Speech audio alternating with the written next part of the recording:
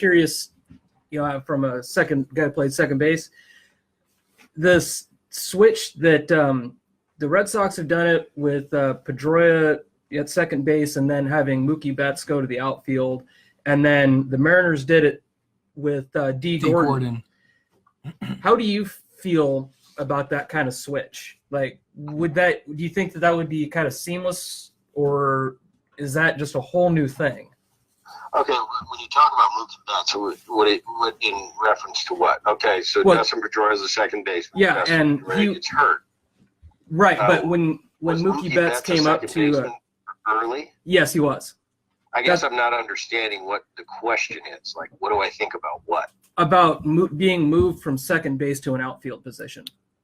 Well, when I teased the outfielders, all the outfielders that I played with throughout my career, started with Griffey, who was, one of the best I ever played with, probably the best baseball player I ever played with, and definitely one of the top defending outfielders.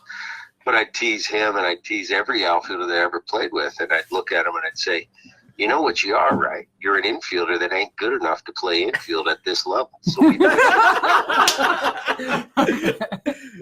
like in Griffey's situation, he had no choice because he's left-handed. So the infield position, he only had first.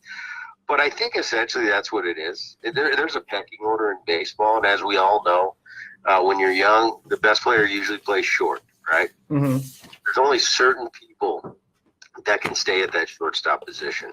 I think shortstop's one position that you can't make somebody a shortstop. They either are or they're not. You can make a shortstop anything else because they're usually the most gifted defender on the field. Okay. You see a lot of shortstops that started off at short that end up being great center fielders, great right fielders. It's because I think if you can play short, even at a minor league level, you can play the outfield easily. So I think that's the thing. I think if you have the ability to, and I think with who is the guy with the Mariners you were talking about? D. Gordon, right. I think he had some success and was a good defender at second base, but he comes to a Mariner team and they're trying to win, and you've got, like, in my opinion, potential Hall of Famer in Robinson Cano playing second base. Well, Robinson at his age, it wouldn't make sense to put him in center field.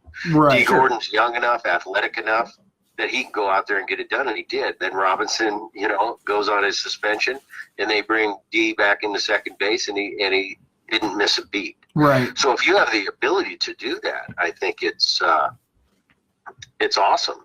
It's just not too many people have that ability that you can just – I mean, I would be hard-pressed. I would be impressed if Mookie Betts could come in and play second base on a regular basis and do it for 162 games and be a plus defender. That I would be impressed with. Right. Okay. Because I think there's a reason you're in the outfield. Right. I think if you're not a shortstop, your next stop is second base. And if you're not good enough to play second, you go to third. If you can't play third, usually you're going to the outfield. And that's just the way it is. And the last thing is you become a catcher. Okay, so that's Those brutal, are just man. The facts, boys. That's brutal, man. I like it. It's brutal, but it's honest. I like it, Brett. Well, it comes down to the best outfielder is what? It's not a matter of opinion. The center fielder is the best outfielder. It's just the way it is. Okay. You have a great center fielder. Your defense in the outfield is usually good. You got a lot of open area to cover. Great shortstop and second base combination.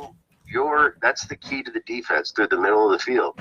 And you add a plus catcher defender. Now you've got, you start with the defense up the middle. I think with these shifts nowadays and everything going on, I think, it's not like it used to be, but still being strong up the middle is always going to be there. I don't care, 100 years from now, the shortstop's still going to be the best defender on the field. So you absolutely. That's what it is. You look at a great third baseman and you say, well, why is he playing third? Well, because he can't play short. If he was playing short, we'd have him at short. Okay. I was a shortstop through my junior year in college, and I remember going to my first. I got drafted. I signed. They sent me over to a little 2 or 3 day mini camp before they sent me to my first assignment, which is Carolina Lake. And I remember that first meeting, they sat us all in the bleachers and they gave us kind of the riot act and what they expected. And they said, okay, we're going to take an infield, go to your position. And I took off and I started running to short. And I heard somebody's voice say, Boone, you go to second. And I just kind of went to second and started laughing. Yeah, I am. Okay. I knew at the highest level I was going to be really challenged at shortstop. But second base, I felt a lot more comfortable. Okay. I could go over there and play short for you and fool you for a couple days. But at the big league level, playing every day, after a while, I would have been exposed defensively. So, second base ended up working out a lot better for me. Okay. I like that.